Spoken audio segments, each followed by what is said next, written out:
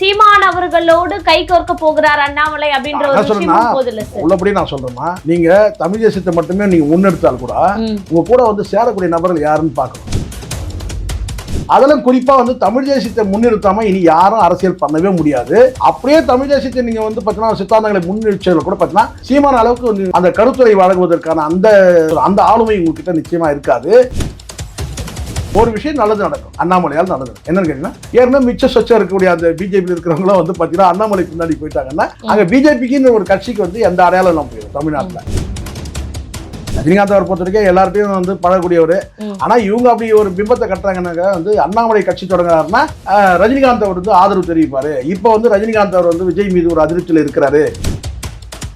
இங்க 2000 கிலோமீட்டருக்கு அங்க உட்காந்துக்கிட்டு இங்க வந்து பாத்தீங்கன்னா வந்து இருக்கிற நபர்களை வச்சு அவங்க கட்சி நடத்துறாங்க. ஆனா உள்ளபடியே வந்து பாத்தீங்கன்னா ஏன் தோல்வி அடைஞ்சா அண்ணாமலையே காரணம். தோல்வி அடைஞ்சு அண்ணாமலையே காரணம். சாட்டை துறைமுகங்களும் சரி, எனக்கோ இது மட்டும் யாருக்கும் வந்து பார்த்தீங்கன்னா இந்த ஆட்சியை வந்து அசிங்கப்படுத்தணும், அவமானப்படுத்தணும் அமைச்சர்ல அந்த நோக்கம் கிடையாது. யாருக்குமே அந்த நோக்கம் கிடையாது. ஆனால் உங்க செயல்பாடு எப்படி இருக்குன்னு பாருங்க. என்ன இவ்வளோ நடக்குது, அமைதியா இருக்கிற என்ன பொட்டிக்கிட்டி தள்ளிட்டாங்களா, வாட்ஸ்அப்ல வருதுமா, என்ன பொங்கி எழுவ, இதுக்கு முன்னாடி அப்படி பேசின ஆட்சிக்கு வரதுக்கு முன்னாடி உனக்கும் பொட்டி தள்ளிட்டாங்களா அப்படின்னு கேட்கும்போது எப்படி இருக்கும்? இப்போ அண்ணாமலை அவர்கள் வந்து நீங்க சொன்னது போல புதிய கட்சி ஆரம்பிக்க போறாரு, எம்எஸ்கே அப்படின்னு சொல்றாங்க. அதே போல அவர் கட்சியில இருந்து விலகிய அந்த கடிதத்தை வந்து டெல்லியில இன்னைக்கு சமர்ப்பிச்சுட்டாரு. என்ன பண்ண போறாரு அண்ணாமலை அப்படின்ற ஒரு தனி கட்சியா நீண்ட காலமா அவருக்கு அந்த தனி கட்சி தொடங்கணும். ஏன்னா இந்த சங்கிகள் கூட சேர்ந்து அவரால் வந்து இந்த மண்ணுக்கேற்ற அரசியல் பண்ண முடியலன்ற அந்த ஃபீலிங் இருக்கு. ஆனாலும் டெல்லி தலைமையில போய் நீங்க வந்து அனுமதி கேட்டு இவர் வந்து காத்திருந்தாரு தனி கட்சி. ஆனால் அங்கே வந்து டெல்லியில் வந்து அனுமதி கொடுக்கலன்றது அது ஒரு மைனஸ் இருந்துச்சுங்களேன். தேர்தல் வரைக்கும் கொடுக்கல. இப்போ மீண்டும் வந்து கேட்குறாரு, ஒருவேளை வந்து இவர் தனி கட்சி தொடங்கலாம். ஆனால் தனி கட்சி தொடங்கினால் கூட இப்போ பேச ஆரம்பிச்சிட்டாங்க. என்னன்னு கேட்டிங்கன்னா வந்து ரஜினிகாந்த் ஆதரவு தராருன்னு சொல்லிட்டு. எதுக்காக ரஜினிகாந்த் ஆதரவு தரணும்? அப்போது உங்க வந்து பார்த்தீங்கன்னா நீங்கள் அண்ணாமலை யாருன்றது உங்களுக்கு தெரியும். வந்து ஐபிஎஸ்ஸாக இருந்தார், ரிசைன் பண்ணார். இன்னைக்கு பிஜேபியில் கட்சியில் வந்து மாநில தலைவராக இருந்தார். இன்றைக்கெல்லாம் நான் கூட ஒரு பரபரப்பாக பேசக்கூடிய நபராக இருந்தார். ஏன்னா சொன்ன பொய்கள் அவ்வளோ கொஞ்சம் கொஞ்சம் பொய்லாம் கிடையாது. 20,000 புக்கு படிச்செல்லாம் பொய் சொன்னார் இல்லையா? அதுதான். அப்போது ஏதோ ஒன்று அண்ணாமலைன்றவரை அடையாளப்படுத்திக்கிட்டார். அதுக்கு வந்து அந்த பிஜேபி கட்சியில் இருந்தார். ஆனால் இடைத்தேர்தலில் வந்து அவர் வந்து பாராளுமன்ற தேர்தலில் வந்து 18% ஓட்டு வாங்கிட்டாரு அப்படின்னு சொன்னதெல்லாம் கொஞ்சம் அதிகமானது. உள்ளபடியே இந்த 3% வந்து பிஜேபியில் இருக்க அந்த 3% வந்து இருக்கக்கூடிய வாக்குகள் தான் பெற்றது. அதை வச்சு தனியாக ஒரு கட்சி தொடங்கி பெருசாக வந்துடுவார்தான் நான் எதிர்பார்க்கவே இல்லை. அப்படியே வந்தாலும் கூட பார்த்தீங்கன்னா அவர் வந்து இந்த திராவிட சித்தாந்தத்தை ஒட்டியான ஒரு கொள்கை முன்னெடுத்ததான் ஓரளவுக்கு நீங்க பேச முடியும். அப்படின்னா நேரா இந்த பக்கம் வந்து தமிழ் தேசிய கொள்கை, நீங்க தமிழ் தேசிய கொள்கையை கையில எடுக்கவே முடியாது. சீமான் அவர்களோடு கை கோர்க்க போகிறார் அண்ணாமலை அப்படின்ற ஒரு விஷயம் போதுல சார். உள்ளபடி நான் சொல்றேன்னா, நீங்க தமிழ் தேசியத்தை மட்டுமே நீங்க முன்னெடுத்தால் கூட உங்க கூட வந்து சேரக்கூடிய நபர்கள் யாருன்னு பார்க்கணும். இப்ப அண்ணாமலையோட வந்து முதல்ல அண்ணாமலையோட கட்சி பேருன்றது மட்டும் நீங்க சொல்லிட்டீங்க. ஆனா கொள்கை என்ன, நிலைப்பாடு என்னன்றதுலாம் இனிமே தான் தெரிய போகுது. ஆனால் மண்ணுக்கேற்ற அரசியல் பண்ணாருன்னா நிற்பாரு, இல்லைன்னா மண்ணை கவ்வாரு. ஆனால் எப்படி அவருடைய அரசியல் இருக்கும் போது அவருடைய கொள்கை என்னன்றதெல்லாம் பார்த்துட்டு தான் நம்ம வந்து பார்த்தீங்கன்னா சீமானோட கை கோப்பறான்றத நம்ம சொல்ல முடியும். ஆனால் நான் சொல்றேன், அண்ணாமலையோட தமிழ் தேசிய கொள்கைகளை வந்து முன்னெடுத்து அவர் பயணிக்க முடியாது. ஏன்னா அவர் கடந்த காலத்தில் அவர் இருந்த கட்சி அப்படி. சார் அது மோடி அவர்களினுடைய ஒரு ஆதரவாளராக தானே சார். என்ன இருந்தாலும் நீங்க வந்து பாத்தீங்கன்னா நீங்க முற்றிலுமா நீங்க வெளியே வந்துட்டு நான் இன்னில இருந்து பாத்தீங்கன்னா பெயிண்ட் நான் வேற மாத்தி அடிச்சுக்கலாம் சொல்ல முடியாது. கடந்த காலத்துல நீங்க பேசின அரசியல்லாம் அப்படியே இருக்கதானே செய்யும். அதாவது அவர் கட்சிக்கு வந்த பிறகு அந்த இந்துக்கள், அந்த இந்துத்துவா அப்படின்றதே அதிக அளவுல முன்னிறுத்தல. நீங்க அதிக அளவு முன்னிறுத்தலாம் கூட பாத்தீங்கன்னா அடையாளம்னு ஒண்ணு இருக்குல்ல. காவி அடையாளம் தானே. அண்ணாமலைக்கு என்ன அடையாளம்? காவி அடையாளம் தானே. அண்ணாமலை வந்து கூட வந்து பார்த்தீங்கன்னா அந்த 3% மேலே வந்து பார்த்தீங்கன்னா 16% ஆக்கிட்டாரா? பிஜேபி கிடையாது, கூட்டணியோட இருந்து வேற தேர்தல் தனித்து போட்டிட்டு கூட பார்த்தா தன்னை வந்து அடையாளப்படுத்திக்கிட்டாரு. அண்ணாமலைன்றது ஊர் முழுக்க தெரிஞ்சு போச்சு யாருன்னா அண்ணாமலைன்றது. ஆனால் பெரிய அளவில் வந்து பார்த்தீங்கன்னா வந்து பிஜேபி வெற்றி பாதையில் கொண்டு போனாருன்னா இல்லை. ஆனால் அண்ணாமலைன்றது அடையாளப்படுத்துவார். அது காரணம் கேட்டிங்கன்னா அவர் வந்து திமுக அரசுக்கு எதிராக செய்யக்கூடிய எதிர்ப்பு அரசியல் மூலமாக அண்ணாமலை யாருந்துச்சு. ஆனால் அது வந்து வாக்குகளாக மாறிச்சா, சாதகமாக மாறிச்சா? அண்ணாமலையே தோத்தாரு. அண்ணாமலை மட்டும் ஜெயிச்சிருந்தானா கூட பரவாயில்ல. ஸோ அண்ணாமலை தோற்றது. அப்போ புதுசாக இங்கே வந்து பெருசாக எதுவும் பண்ண முடியாது. அதெல்லாம் குறிப்பாக வந்து தமிழ் தேசியத்தை முன்னிறுத்தாமல் இனி யாரும் அரசியல் பண்ணவே முடியாது. அப்படியே தமிழ் தேசியத்தை நீங்கள் வந்து பார்த்தீங்கன்னா சித்தாந்தங்களை முன்னிறுச்சதில் கூட பார்த்தீங்கன்னா சீமான அளவுக்கு வந்து உங்களுக்கு வந்து பார்த்தீங்கன்னா வந்து மக்கள்கிட்ட அந்த கருத்துரை வழங்குவதற்கான அந்த ஆளுமை உங்கள்கிட்ட நிச்சயமாக இருக்காது. அப்பப்போ அடிக்கடி சொல்லுவாங்க தெரியுங்களா, அது சொல்லுவாங்க, இந்த வாடை அடிக்குதுங்க, ஒரு கவுச்சி வாடை அது மாதிரி இருக்குதா, அந்த சங்கி வாடகை வந்து அடிக்க தான் செய்யும். ஏன்னா உங்களுக்கு பின்னாடி அணிவகுக்கக்கூடிய நபர்கள் யாருன்னு பாருங்கள். ஒரு விஷயம் நல்லது நடக்கும், அண்ணாமலையால் நல்லது நடக்கும். என்னன்னு கேட்டிங்கன்னா, ஏற்கனவே மிச்ச சொச்சம் இருக்கக்கூடிய அந்த பிஜேபியில் இருக்கிறவங்களும் வந்து பார்த்தீங்கன்னா அண்ணாமலை பின்னாடி போயிட்டாங்கன்னா அங்கே பிஜேபிக்குன்னு ஒரு கட்சிக்கு வந்து எந்த அடையாளம் எல்லாம் போயிடும் தமிழ்நாட்டில். அதை வந்து அண்ணாமலையால் நடக்கிற நல்லதுன்னு நினச்சிக்கலாம். இப்போ பிஜேபி வந்து அண்ணாமலை அவர்களை இந்த அளவுக்கு தனியாக முடிவெடுக்க வைக்கக்கூடிய அளவுக்கு ஒரு வேலையை வேடிக்கை பார்க்குறாங்கன்னா என்ன? இல்லை, அவங்க என்ன நினைக்கலாம், நான் நினைக்கிறேன், அது வந்து தெரியல. ரஜினிகாந்த் அவர்களுக்கு வந்து பார்த்தீங்கன்னா அண்ணாமலையோட ஒரு பரிச்சயம் இருக்குது. அண்ணாமலைக்கு மட்டுமே இல்லை, மாரிதாஸ் கிட்ட கூட பேசுவார் ரஜினிகாந்த். ரஜினிகாந்த் அவர் பொறுத்த வரைக்கும் எல்லார்ட்டையும் வந்து பழகக்கூடியவர். ஆனால் இவங்க அப்படி ஒரு பிம்பத்தை கட்டுறாங்கன்னாக்க வந்து அண்ணாமலை கட்சி தொடங்குறாருன்னா ரஜினிகாந்த் அவர் வந்து ஆதரவு தெரிவிப்பார். இப்போ வந்து ரஜினிகாந்த் அவர் வந்து விஜய் மீது ஒரு அதிருப்தியில் இருக்கிறாரு. ஏன்னா வந்து ரஜினிகாந்த் விஜய் சந்திப்பு நடக்கவே இல்லை, ரஜினிகாந்த் வந்து பயன்பெறுவார்னு நினைக்கிறாங்க. ஆனால் ரஜினிகாந்த் அவரை பொறுத்த வரைக்கும் நான் நினைக்கிறேன் ஒருபோதும் வந்து பார்த்தீங்கன்னா வந்து அரசியலுக்கு வந்து அவர் வரமாட்டார். ஆனால் சொன்ன வார்த்தை அப்படியே இருக்குது, காலம் காத்திருந்து பதில் சொல்லணும்னு சொன்னார்ல. அது நீங்கள் வந்து காலம்ன்றது வந்து பார்த்தீங்கன்னா நீங்கள் உடனே சடனாக முடிவெடுத்துரு. காலம்ன்றது ஒரு நீண்ட பயணம் இல்லை, அதனால் பொறுத்திருந்து பாருங்க, காலம் காத்திருந்து பதில் சொல்லணும். ஆனால் அண்ணாமலைக்கு வந்து ரஜினிகாந்த் ஆதரவு தெரிவிப்பார் நான் நம்பலை. இப்போ இந்த இடைத்தேர்தலுக்கு முன்னாடியே அண்ணாமலை அவர்கள் கட்சி ஆரம்பித்து இடைத்தேர்தலில் நிற்க வாய்ப்பு இருக்குமா? ஆனால் வந்து பார்த்தீங்கன்னா பெரிய அளவில் வந்து கொண்டு போக முடியுமான்னு தெரியல. வெறும் நீங்கள் ஒருவேளை சீமானவர்களோட கூட்டணி வைத்து இந்த இடைத்தேர்தலை எதிர்கொண்டார்னா மாபெரும் வெற்றிக்கான ஒரு வழி இருக்கு. இல்லை, எனக்கு தெரிஞ்சுக்க சீமானவர்களோட வந்து பார்த்தீங்கன்னா யார் வேணால் கூட்டணிக்கு ஆசைப்படலாம் நாம் தமிழோட. ஆனால் சீமான் முடிவு எடுக்கணும்ல. எனக்கு தெரிஞ்சது சீமான் அவர்கள் முடிவெடுக்க மாட்டாங்க. அதாவது சீமான் அவர்கள் தலைமையில் கூட்டணி வந்தா ஏத்துக்க தயார் இல்லை. நான் சொல்றேன், சீமான் அவர்கள் தலைமையை வந்து பார்த்தீங்கன்னா இவங்க ஏற்றுப்பாங்களான்றது உங்களோட கேள்வி. அதுதான் இப்போ நான் இன்னைக்கு இல்லை எப்போ சொல்லிட்டேன், சீமான் அவர்கள் தலைமையில் வந்து ஒரு அணி அமையணும். அந்த அணியை வந்து பார்த்தீங்கன்னா வந்து சீமான் அவர்கள் வந்து தலைமை இருக்கிறன்னா அப்படி ஒன்று நடக்கவே இல்லை. ஆனால் அண்ணாமலைலாம் வந்து உள்ளபடியே உங்களுக்கு தெரியும், அண்ணாமலை வந்து ஒரு அதிக பிரசங்கி. ஓப்பனாக சொல்லிடுறேன், அண்ணாமலை வந்து அதிக பிரசங்கி. தன்னை மட்டுமே அறிவாளின்னு நினைக்கக்கூடிய ஒரு கூட்டம் இருக்கு இல்லையா, அப்படிப்பட்ட நபர். தன்னை மட்டுமே, நான் மட்டுமே இங்கே அறிவாளி, மற்றவர்கள் எல்லாம் வந்து முட்டாள்கள் அப்படின்னு நினைக்கிற வந்து அது ஒரு வகையான ஒரு மனவியாதி. அது வந்து அண்ணாமலைக்கு அதிகமாகவே இருக்கும். அது கிட்டத்தட்ட ஐசியூவில் வச்சு பார்க்கணும் அண்ணாமலை அப்படி அட்மிட் பண்ணால். அப்படி இருக்கும்போது கேட்டால் ரெண்டாவது வந்து பார்த்தீங்கன்னா பொய்யை சொல்லியே வந்து அரசியல் நடத்தக்கூடிய வந்து பார்த்தீங்கன்னா வந்து நபர் தான் வந்து. ஏன்னா உங்களுக்கு பாருங்களேன், 2000 புக்கு படித்தோன்னா எவ்வளோ நாலேஜ் இருக்கும் நான் கேட்குறேன். சாதாரண வந்து பார்த்தீங்கன்னா வந்து ஓலை குடிசையில் படித்த சீமானுக்கு எவ்வளோ அறிவு இருக்குது இல்லையா? இவருடைய அறிவு பாருங்க, ஐபிஎஸ் அடிச்சார். 2 பேரும் போட்டு வந்து அறிவு போட்டி நடத்துவோம், யார் ஜெயிப்பாங்க? சீமான் தான் ஜெயிப்பார். எதுக்காக சொல்கிறேன்னா, சீமான் அவர்களுடைய தலைமையை வந்து அண்ணாமலை வந்து ஏற்கக்கூடிய வந்து அண்ணாமலைக்கு அந்த பக்குவம் கிடையாது. அண்ணாமலை தலைமையை ஒன்றா ஏற்றுக்கணும்னு அந்த ஒரு எண்ணம் இருக்கும். அது எப்படி முடியும்? 16 ஆண்டு காலம் உழைப்பு என்னாச்சு? ஸோ அதனால் வந்து பார்த்தீங்கன்னா அதுக்கு வாய்ப்பு இல்லை என்னை பொறுத்த வரைக்கும். ரெண்டாவது அவர் வந்து இப்போ தானே வராரு, கட்சி என்ன, கொள்கை என்ன எல்லாம் தெரியட்டும். ஏன்னா இப்போ ஒரு வந்து கொஞ்சம் சமீபத்தில் போயிட்டு இருக்குதான்னு கேட்டிங்கன்னா, அசிங்கமாக வந்து பவன் கல்யாணம் சொல்கிற மாதிரி 2 கட் அவுட் வச்சாலே போதும் ஜெயிச்சிடலாம், களத்தில் போராடும். அது வந்து கிட்டத்தட்ட வந்து சார் அது திமுகவே நம்புறாங்களா இல்லையா சார்? ஜென்ஜி கூட்டம் நடத்துனதுக்கான காரணம் என்ன? நான் சொல்கிறது யார் செய்தாலும் தப்புமா, யார் சொல்ல, நான் தான் சொல்கிறேன். நேற்று கூட ஒருத்தர் பேசணும்னு சொன்னார், ராஜ்மோகன் வந்து என்னங்க ஒரு கல்வி அமைச்சர், அவர் வந்து இப்படிலாம் பண்ணுறாரு, வந்து முதலமைச்சர் முதலமைச்சர் வந்து வந்து ஒரு கூட்டத்துக்கு வந்து ஒரு வர்ணனையாளராக இருக்கிறாரு. கரெக்ட், தப்பு தான். ஆனால் கடந்த ஆட்சியில் திமுக ஆட்சியில் ரசிகர் மன்ற தலைவராக இருந்தார் அன்பில் மகேஷ். ஏன்னா உதயநிதி வந்து ஒரு 500 படம் நடிச்சாருமா, அதில் ஒரு 20 படம் ஆஸ்கார் அவார்டு வாங்கிச்சு இல்லையா? அவருக்கு ஒரு பெரிய ரசிகர் கூட்டம் இருக்குது. அந்த கூட்டத்துக்கு வந்து அன்பில் மகேஷ் வந்து அதை விட ஒரு படி மேலே சொன்னார் மேடையில், நான் தான் காதல் கடிதமே வந்து பார்த்தீங்கன்னா வந்து பரிமாறினேன். எது அதாவது என்ன கொடுமை புரியுதுங்களா?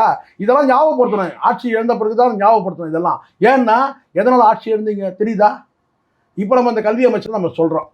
ஆனால் நான் சொல்கிறேன், இப்போ நான் விமர்சனம் பண்ணுறேன். ராஜ்மோகன் வந்து பார்த்தீங்கன்னா அவருக்கு வந்து ஒரு கல்வி அமைச்சர்னா அந்த கல்வி அமைச்சர் மாதிரி நடத்துங்க. இந்த ஆட்சியாளர்களை நான் சொல்கிறேன், கல்வி அமைச்சரை நடத்துங்க. ஒரு பக்கம் கல்வி அமைச்சருங்க, இன்னொரு பக்கம் தமிழ் வளர்ச்சித்துறை அமைச்சர், 2த்துக்கும் வந்து பார்த்தீங்கன்னா வந்து கனெக்ட் ஆகும். நடுவில் திரைத்துறையை கொடுக்குறீங்க. நீங்கள் அது தகுதியில் நான் சொல்ல விஷால் மாதிரி நான் சொல்ல மாட்டேன். எந்த அமைச்சரானாலும் கொடுங்க, அவர் செயல்பாடு பார்த்துட்டு தகுதி இருக்கா இல்லையான்னு நம்ம சொல்லுவோம். ஆனால் கல்வி அமைச்சர், தமிழ் வளர்ச்சித்துறை அமைச்சர், இடையில திரைத்துறை அமைச்சர் விலகுமா. ஒரு பக்கம் வந்து காலையில் வந்து பார்த்தீங்கன்னா ஸ்கூல் நிகழ்ச்சி கலந்து பாருமா, சாயந்தரம் ஒரு ஆடியோ லஞ்சில் கலந்துப்பாரு. என்னமா இது? சார் ஏற்கனவே நம்ம கல்வித்துறை அப்படிதானே சார் போயிட்டு இருக்கு. இல்ல சிறப்பு விருந்தினர்லாம் சினிமாக்காரங்க தானே வராங்க. நான் தான் சொல்றேன்லம்மா, இங்க யார் நான் பாரபட்சம் பேசுறேன், கொஞ்சமாச்சும் அறிவோடு செயல்படுங்க. முன்னாள் கல்வி அமைச்சர் அப்படிதான் நான் கடிதம் லவ் லெட்டர் வந்து கொடுத்தேன்னு சொல்றாரு மேடையில். எனக்கு தெரிஞ்சு கடந்த 5 ஆண்டு காலத்தே கல்வித்துறை வந்து பார்த்தீங்கன்னா நாசமாச்சு அன்பில் மகேஷ். ஏன்னா அவ்வளோ பாலியல் குற்றங்கள். ஆனால் ஒருபோதும் அவரை மாற்றணுன்ற எண்ணம் வரவே இல்லை. காரணம் கேட்டீங்கன்னா உதயநிதிக்கு நண்பர், குடும்பத்து நெருங்கிய உறவினர், நெருக்கமானவர் அப்படிலாம் சொல்லி நாசமானதே இந்த 5 ஆண்டு காலத்தில் தான் இந்த கல்வித்துறை. நான் சொல்வேன் 2021 இருந்து தான். சரி, அதை விட தாண்டி போய் ரொம்ப இருக்கு. முதலமைச்சருக்கு வர்ணனையாளராக வந்துட்டாரு. இப்போ என்ன சொல்றாரு? தமிழ் தாயின் புதல்வன் சொல்ல போறாரு. அடுத்தது திரிஷா வந்து தமிழ் தாயே வா வருக வருகன்னு போறாரு. அடுத்தது அதான் நடக்க போகுது. சொல்லுங்க, இதான் நடக்க போகுது. தங்க தமிழ் தாயே, தரணி போற்றும் எங்கள் தமிழ் தாயே வருக வருக. ஸோ எதுக்கு இப்போ புரியுதுங்களா? இப்போ நான் வந்து இந்த இடத்துல நான் சொல்கிறேன், ராஜ்மோகனை நான் வந்து அங்கே முடிவு எடுக்கக்கூடிய நபர்கள் சரியான இதுக்கு யாரை பயன்படுத்தலாம்? இதுக்கு வந்து பார்த்தா வர்ணனை செய்யறதுக்கு யாராவது கட்சியில் இருக்கிற அந்த மாவட்ட நிர்வாகி, திருச்சியில் மாவட்ட நிர்வாகி இருப்பார்லம்மா யாராச்சும், நீங்கள் தானே பிரச்சாரம் கொடுத்து தானே போகிறீங்க, நீங்கள் அந்த மாவட்ட நிர்வாகி பேச விடுங்க. இதுக்கு வந்து ஒரு கல்வி அமைச்சர் தேவையாமா? கண்டிப்பா. சாட்டை கழுவி ஊத்துறேன்னா ஏன் ஊற்ற மாட்டேன்? உங்களுக்கு என்ன ஜாஸ்தி ஊத்துறேன் என்ன கேட்டா கம்மியாக தான் ஊத்துறாப்புல. இப்போ நான் உண்மையிலே சொல்கிறேன், நமக்கு குறை சொல்லணும்னு அவசியம் இல்லை. யாருக்கும் சாட்டை துறைமுறைக்கும் சரி, எனக்கோ இது மட்டும் யாருக்கும் வந்து பார்த்தீங்கன்னா இந்த ஆட்சியை வந்து அசிங்கப்படுத்தணும், அவமானப்படுத்தணும் அமைச்சரில் அந்த நோக்கம் கிடையாது. யாருக்குமே அந்த நோக்கம் கிடையாது. ஆனால் உங்கள் செயல்பாடு எப்படி இருக்குன்னு பாருங்கள். நீங்கள் தினம் எங்கள் வந்து கடையை விதிக்கிறீங்க, நாமளும் கடந்து போகலான்னு சொல்லிட்டு பார்க்குறோம். நம்ம சரி வந்து இப்போ தானப்பா வந்திருக்கு, ஒரு 10 நாள் போட்டோம்பா, இன்னும் ஒரு 20 நாள் போட்டோம்பா. ஆனால் நான் உள்ளபடியே நினச்சேம்மா, நான் வந்து ஒரு 3 மாதத்துக்காவது நம்ம வந்து கொஞ்சம் கண்ட்ரோல் பண்ணி இருக்கணும்னு வந்து ஒருத்தன் கேட்குறான் வாட்ஸ்அப்பில். என்ன இவ்வளோ நடக்குது, அமைதியாக இருக்கிற, என்ன பொட்டிக்கிட்டி தள்ளிட்டாங்களா எப்படி? வாட்ஸ்அப்பில் வருதுமா, காட்டுறேன் உங்களுக்கு. என்ன பொங்கி எழுவ, நம்ம ஊருக்கே தெரிஞ்சு போச்சு நம்ம நம்பரு. இது நம்ம நம்பர் வந்து ஊருக்கே தெரிஞ்சு போச்சு. ஏன்னா வந்து பார்த்தீங்கன்னா வந்து நம்ம உள்ளபடியே என்ன வந்து வெளிப்படையாக இருக்கணும் அப்படின்றதுக்காக நம்ம நம்பர் வந்து எல்லாருக்கும் யாராவது நம்பர் கொடுக்கணும் சார், நான் கொடுங்கன்னு அந்த நம்பர் வாட்ஸ்அப்பில் அனுப்புகிறேன். அண்ணன்னு கேட்டினா எவ்வளோ இந்த ஆட்சியில் அநியாயம் நடக்குது, அமைதியாக இருக்கிற. இதுக்கு முன்னாடி அப்படி பேசினா ஆட்சிக்கு வரதுக்கு முன்னாடி உனக்கும் பொட்டி தள்ளிட்டாங்களா அப்படின்னு கேட்கும்போது எப்படி இருக்கும்? அப்போ நம்ம இறங்கணும்பா, அப்போ பேசி தான்ப்பா ஆகணும் அப்படின்னு நம்ம நினைக்கிறோம்ல. ஸோ அந்த மாதிரி யாருக்கும் இல்லை. நாமளும் ஒரு 3 மாதம் போட்டோம், 2 மாதம் போட்டோன்னு பார்த்தா தினம் நடந்தா எப்படிமா? தினம் எல்லாத்தோட குடும்ப நேற்றுக்கு எப்படா காலையில் பொழுது விடின்னு பார்த்துட்டு இருந்தேன். ஏன்னா என்னோட நண்பரே சொல்கிறார், நெருங்கிய நண்பர், அவர் சொல்கிறாரு 10 மணிலிருந்து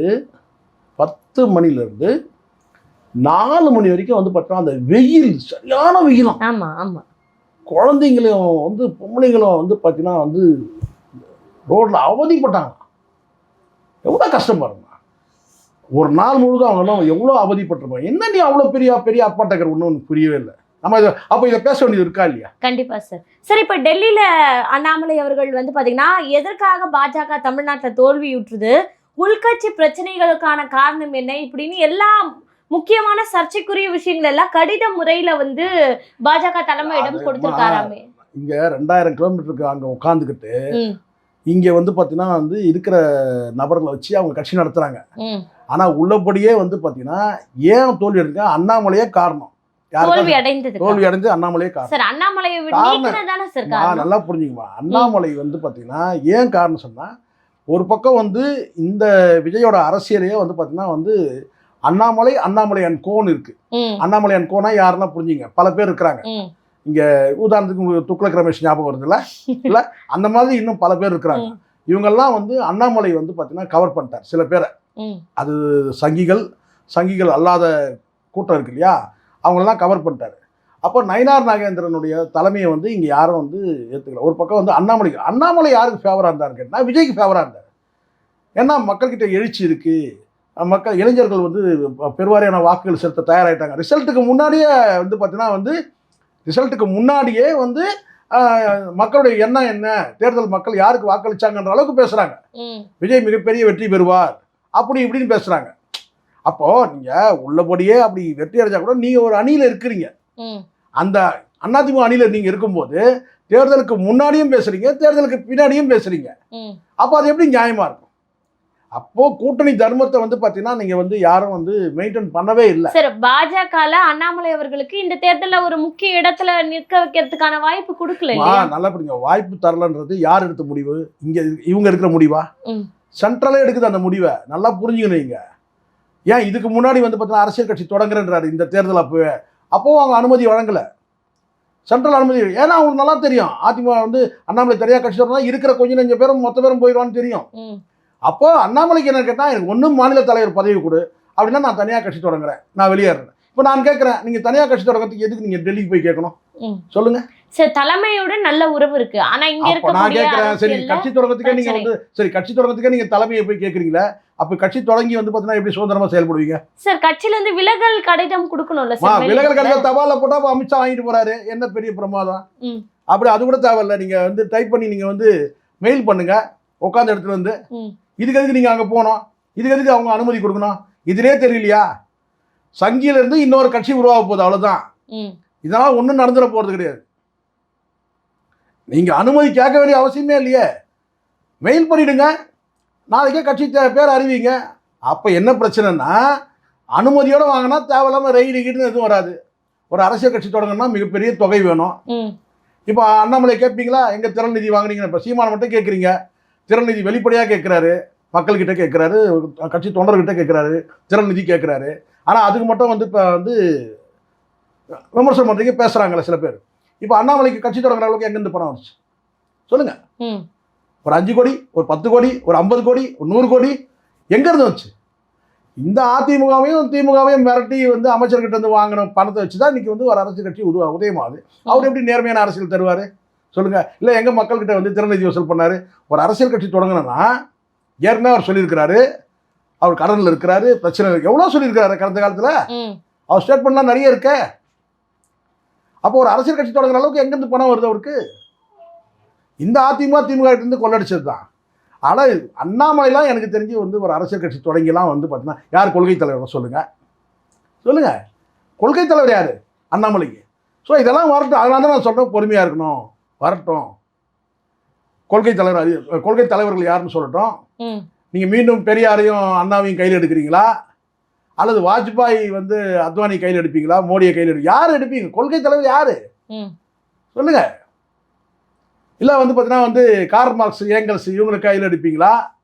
கொள்கை தலைவர் யாரு?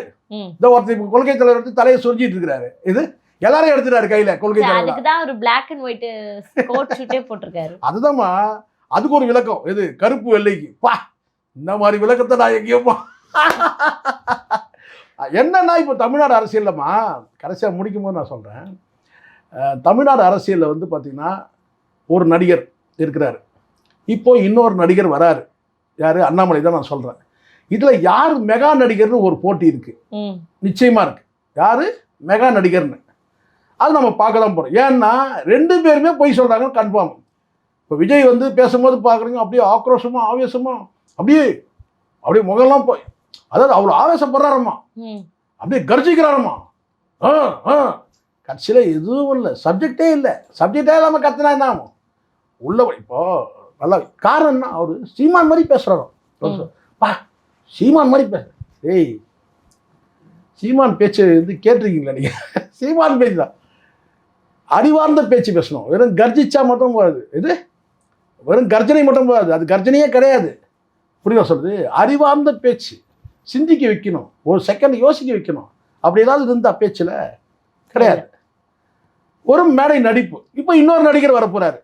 என்னங்கண்ணா சொல்லுங்கண்ணா, அண்ணா அண்ணா அண்ணா சரிங்கண்ணா, சொல்லுங்கண்ணா, சரிங்கண்ணா சரிங்கண்ணா அப்படிங்கண்ணா அப்படின்னா அதான் நடக்கும் போது 2 நடிகர்களுக்குள்ள வந்து பார்த்தீங்கன்னா இங்கே இது யார் மெகா நடிகர் யார் சாதாரண நடிகர்னு தெரிய போகுது, அவ்வளோதான்.